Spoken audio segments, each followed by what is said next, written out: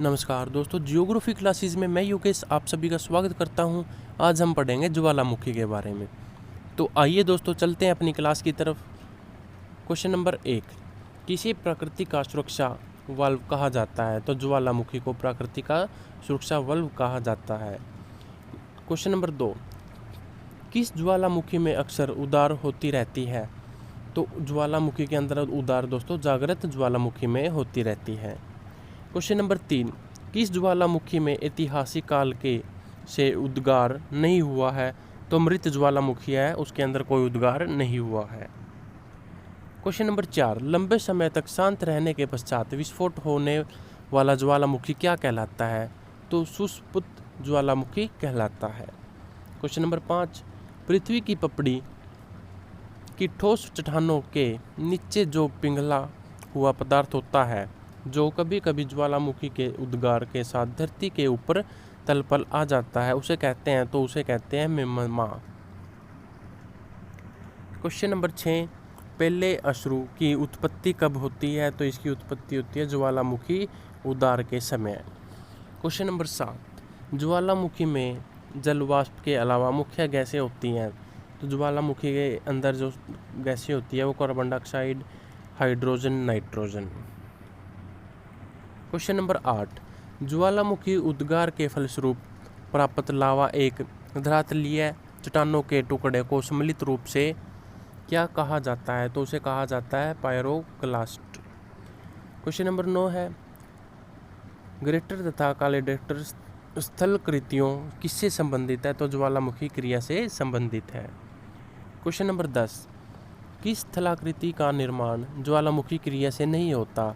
तो इसका निर्माण ज्वालामुखी से नहीं होता, वो है विसर्प। क्वेश्चन नंबर 11 है, डाइक क्या है? तो डाइक है ज्वालामुखी निर्मित आंतरिक स्थलकृति। क्वेश्चन नंबर 12 है, कालडेरा संबंधित है? तो कालडेरा संबंधित है ज्वालामुखी से। क्वेश्चन नंबर 13 है हमारा, वह कौन सा महाद्वीप है जहां एक भी ज्वालामुखी नहीं है? तो वह है ऑस्ट्रेलिया। क्वेश्चन नंबर 14, अग्निवलय किसे कहा जाता है? तो प्रशांत परिमेखला को अग्निवलय कहा जाता है। क्वेश्चन नंबर 15, लेकोलिथ संबंधित है? तो लेकोलिथ संबंधित है ज्वालामुखी से। क्वेश्चन नंबर 16, विश्व में सर्वाधिक जागृत ज्वालामुखी कहाँ स्थित है? तो प्रशांत महासागर के आसपास। क्वेश्चन नंबर 17, विश्व की अधिकांश ज्वालामुखी घटनाएं घटित होती है? तो वह होती है विनाशात्मक प्लेट किनारों पर। विश्व के अधिकांश सक्रिय ज्वालामुखी पाए जाते हैं? तो वह पाए जाते हैं नवीन मोड़दार पर्वतों के क्षेत्रों में। क्वेश्चन नंबर 19 है, प्रशांत महासागर के चारों तरफ स्थित ज्वालामुखी की पेटी को क्या कहा जाता है? तो अग्नि श्रृंखला कहा जाता है। क्वेश्चन नंबर 20, विश्व के अधिकांश सक्रिय ज्वालामुखी किस क्षेत्र में पाए जाते हैं? तो यह पाए जाते हैं परिप्रशांत पेटी में। क्वेश्चन नंबर 21, विश्व का सबसे ऊंचा ज्वालामुखी पर्वत कोटोपैक्सी कहाँ स्थित है? तो यह स्थित है इक्वेडोर में। क्वेश्चन नंबर 22, स्ट्रेम्बोली किस प्रकार का ज्वालामुखी है? तो यह जागृत ज्वालामुखी है। क्वेश्चन नंबर 23, मृत ज्वालामुखी किलिमंजारो किस देश में स्थित है? तो यह तंजानिया में स्थित है। क्वेश्चन नंबर 24 है, फ्यूजियामा किस देश का ज्वालामुखी पर्वत है? तो यह जापान का ज्वालामुखी पर्वत है। क्वेश्चन नंबर 25 है, किसे भूमध्य सागर का लाइट हाउस कहते हैं? तो वह कहते हैं सिसिली का स्ट्राम्बोली को। अगला क्वेश्चन है क्वेश्चन नंबर 26, फोसा मैग्ना है एक, यानी कि यह फोसा मैग्ना एक ज्वालामुखी है। एयरबस ज्वालामुखी कहाँ स्थित है? तो अंटार्कटिक महाद्वीप पर एयरबस ज्वालामुखी स्थित है। माउंटेन ज्वालामुखी किस द्वीप पर स्थित है? तो यह सिसिली द्वीप पर स्थित है। क्वेश्चन नंबर 29 है, विसुवियस ज्वालामुखी किस देश में स्थित है? तो यह विसुवियस ज्वालामुखी है जो इटली में स्थित है। क्वेश्चन नंबर 30, मोना लोआ उदाहरण है? तो यह उदाहरण है सक्रिय ज्वालामुखी का। क्वेश्चन नंबर 31 है, क्राकाटाओ ज्वालामुखी किस द्वीप में स्थित है? तो यह स्थित है स्प्रेटली द्वीप के समूह में। क्वेश्चन नंबर 32, किलिमंजारो पर्वत किस महाद्वीप में स्थित है? तो यह अफ्रीका में स्थित है। क्वेश्चन नंबर 33 है, एल मिस्त्री ज्वालामुखी किस देश में है? तो यह पेरू में स्थित है। ज्वालाखंड शमी क्या होता है? तो यह होता है तपत सेल के टुकड़ों को और लावा। क्वेश्चन नंबर 35 है, फिलीपींस में कौन सा ज्वालामुखी लगभग 6 शताब्दियों तक सुस्त रहने के बाद फट पड़ा था? तो वह है माउंटेन पिनडुबो।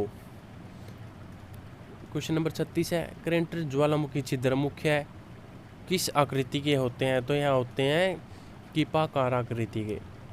क्वेश्चन नंबर 37 है, ज्वालामुखी के उद्गार के समय निकलने वाली गैस में जलवाष्प की मात्रा कितनी होती है? तो 80 से 90% की जलवाष्प मात्रा होती है।